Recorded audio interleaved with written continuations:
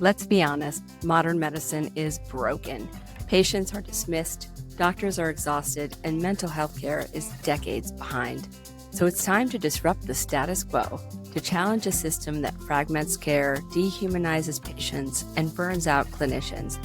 I'm Dr. Georgine Nanos, and this is the KIND Revolution, a podcast about breaking old paradigms, rebuilding medicine with compassion and science, and reimagining what healthcare can be when we finally get it right. Because change is here, and it's starting with us. Welcome to the revolution. Hello, and welcome to the KIND Revolution podcast. This is where we break down complex science into surprising insights and hopefully leave you with some knowledge you can actually use. Today, we're exploring a medical innovation that's not just transforming depression care, but also branching into conditions you might not expect. I'm talking about Transcranial Magnetic Stimulation, or TMS. We are asking, what conditions does TMS really treat? Depression is the classic headline, but new evidence says insomnia, anxiety, even PTSD may be next. Yes, and this is an exciting moment. TMS has gone from something that most people hadn't heard of to now something more commonly used for depression. And now the science is showing it can help with a much wider spectrum of mental health challenges: anxiety disorders, chronic sleep disruption, post-traumatic stress. These are conditions that millions and millions of people struggle with, and often silently with limited options. Yeah, so if you've only thought of TMS as that 6-week depression treatment, this episode might completely shift how you think about it and your brain's capacity for change. So, quick refresher. Traditional TMS works, but it is a commitment. Daily clinic visits, 5 days a week, 6 to 8 weeks. And that's a huge hurdle for people already battling fatigue, anxiety, disrupted sleep. Exactly. The logistics of the way TMS used to be traditionally developed. Exactly. The logistics of how TMS used to be delivered really can feel impossible to people, requiring a lot of time off work, time to arrange for childcare and sometimes travel. And that's why at KIND TMS, we have pioneered the one-day TMS protocol. So instead of 36 visits, patients get 20 sessions in a single day, the same total dose, but now concentrated into one day. And now research centers worldwide are replicating this model that we started. And KIND TMS, your clinic, you guys offer the one-day TMS, right? You guys have done the most amount of treatments. You're a part of the study. Yes, we were the original first site in the world to do the one-day TMS protocol.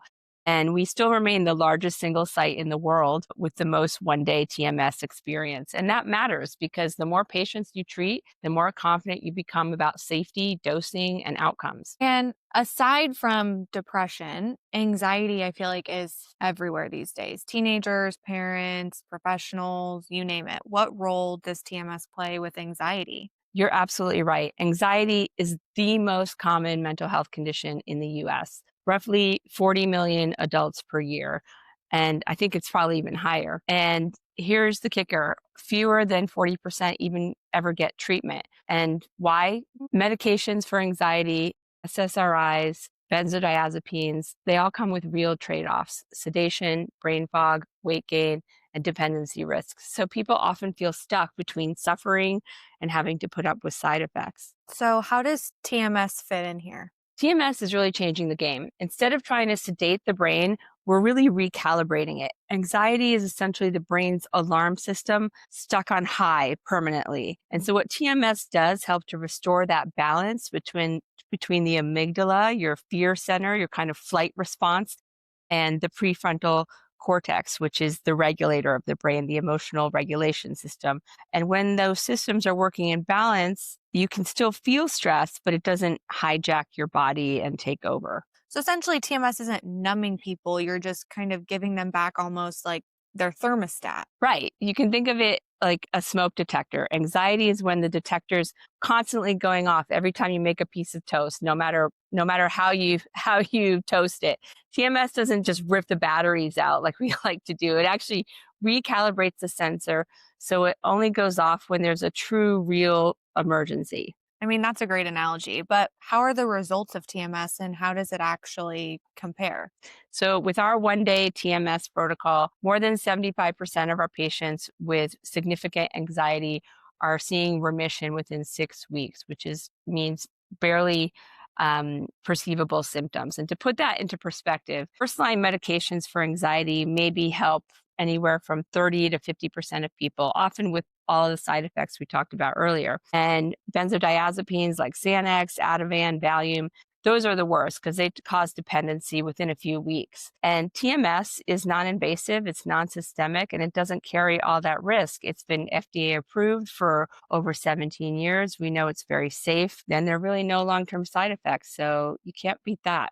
Wow, I mean, that's a huge difference. So it's not just about feeling calmer, right? It's about more of the resilience piece. Exactly. And this is where there's some misunderstanding about TMS. It's not pushing happiness into the brain. That's why it works beyond depression. What it's doing is it's enhancing neuroplasticity. So it's restoring the brain's ability to regulate emotions, to build resilience, and to really be able to cope with things. So patients describe it as finally being able to step back from their fear instead of drowning in it. And that resilience is relevant to everyone. So a good example of this is in the story of a patient we recently saw, a 28-year-old ICU nurse who came to us with very severe crippling anxiety. And she told me every day before my shift, I'd wake up with this crushing panic in my chest. I'd feel the walls closing in before I even parked at the hospital. And after she did a 1-day TMS treatment, she told us that by week 3, all of that overwhelming anxiety was gone. She could still feel normal stress of her job because it's obviously a stressful job, but it didn't overwhelm her or crush her anymore. And she felt like she could breathe again. Wow, yeah. So it's not just a symptom relief, it's almost like rewiring the entire way the brain responds to stress. Yes, and that's why TMS has applications far beyond depression, because who couldn't benefit from a brain that's calmer, more flexible, and more regulated? Anxiety is really just the beginning. Okay, that's so interesting. But let's talk about sleep now. So, insomnia affects what, 10 to 15% of adults globally? I know it affects me, but that's massive. How does TMS fit in with insomnia? You're right. And it's not just about being tired. Chronic insomnia raises the risk for depression, anxiety, cardiovascular disease, even dementia. So the key thing is insomnia isn't just about bad sleep hygiene. It's the brain state of hyperarousal, meaning the circuits in the brain that should be coming down at night are still firing like crazy, like it's daytime. So, the brain isn't essentially broken, it's just stuck on like a on mode. Right. So think of the dorsolateral prefrontal cortex. That's the control center of your brain. We also call it the DLPFC for short. That's the part we target in depression. But it also has an inhibitory control over deeper arousal centers in the brainstem and the thalamus. So in healthy sleep, the DLPFC applies the brakes, letting the arousal system quiet down so slow wave sleep can emerge. And in insomnia, that brake system is weak.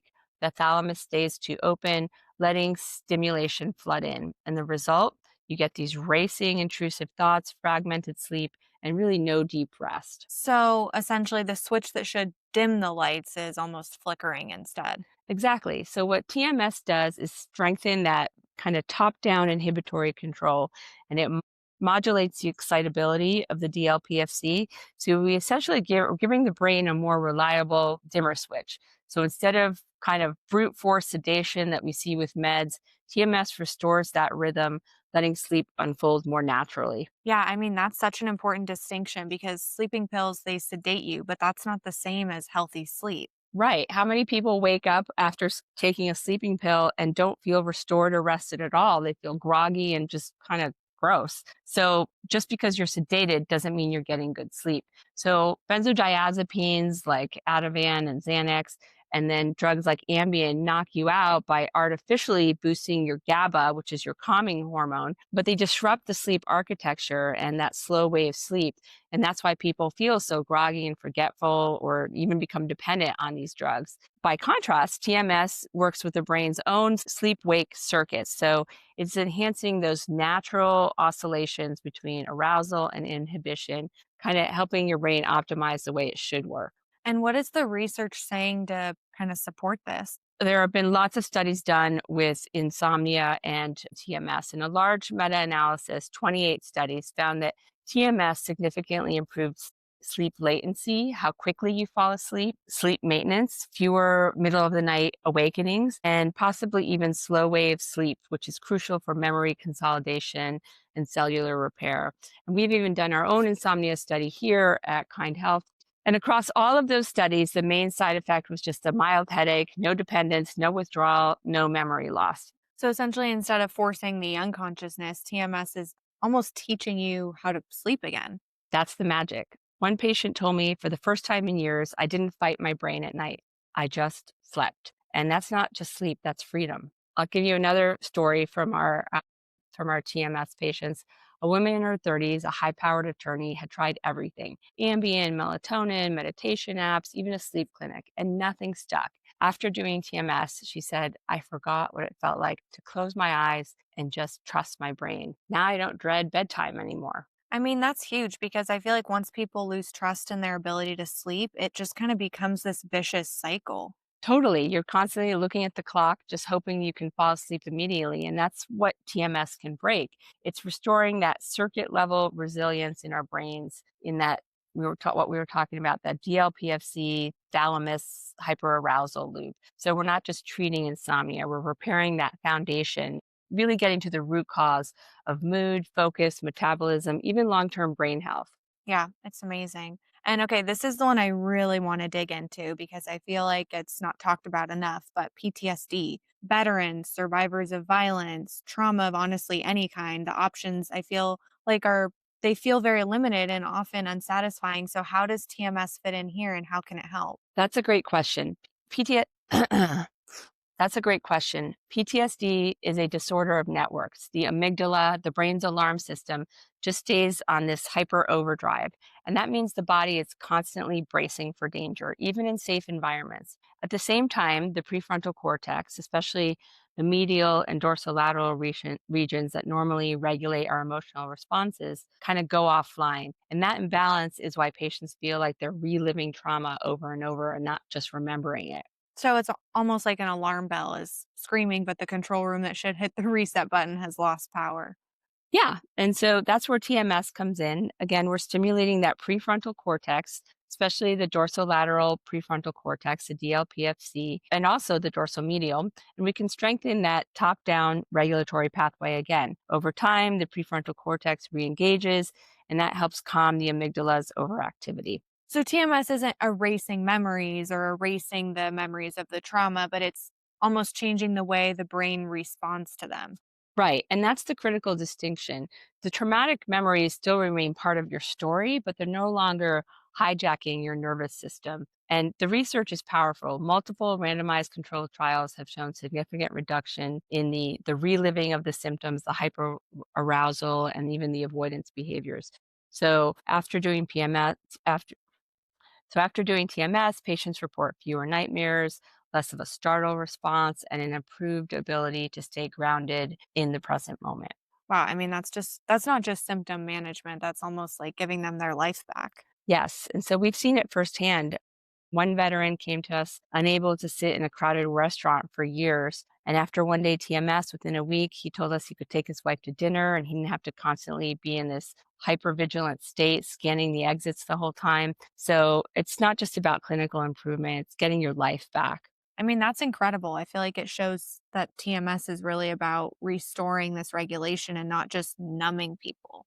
So, yes, that's the heart of it. We have the privilege of treating a lot of veterans here in San Diego. And one of our veterans summed it up best after completing TMS with us. He said for the first time in 15 years, he woke up and didn't feel like he was still in Iraq. And that's the power of rewiring and not just suppressing things. Yeah, wow. So, to kind of close this episode up, TMS really isn't just for depression anymore. I mean, you're saying it's for anxiety, insomnia, PTSD, conditions millions of people battle almost every single day.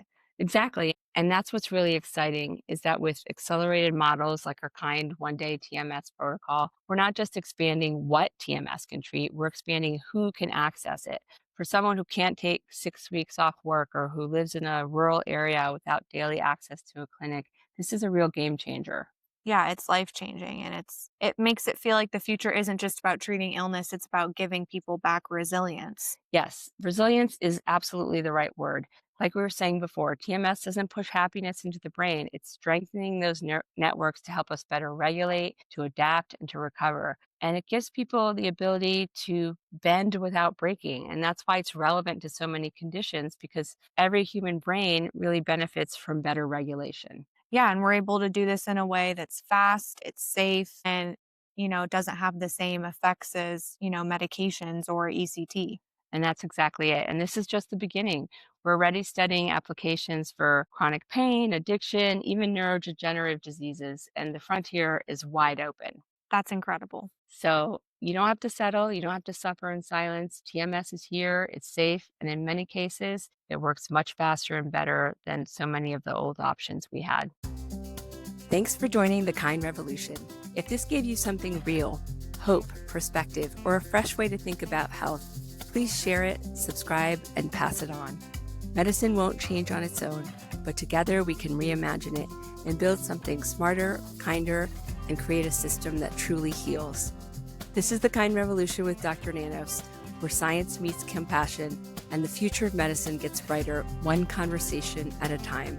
Thanks for joining the revolution.